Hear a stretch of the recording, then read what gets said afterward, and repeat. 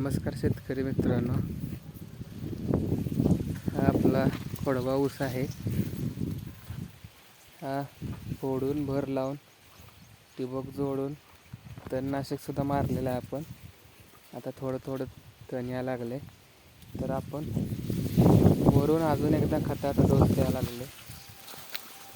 बघत असतील, एक खत टाकलेलं दिसत असेल तुम्हाला.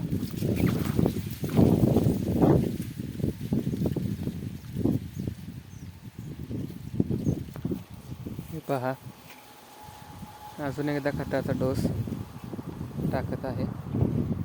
गाडीतून आपल्या खतं आणलेली आहेत मिक्स करून, आणि युरिया सेपरेट ठेवलेला आहे, जेणेकरून आपण सर्व खतामध्ये युरिया मिसळत नाही. पण युरियाला लगेच पाणी सुटतं, त्यामुळं पाटीतून खत घेतोय आणि त्याच्यावर पाटीत युरिया मिक्स करतोय आणि मग टाकतोय. मी तुम्हाला दाखवतो कसं मिक्स करतात ते.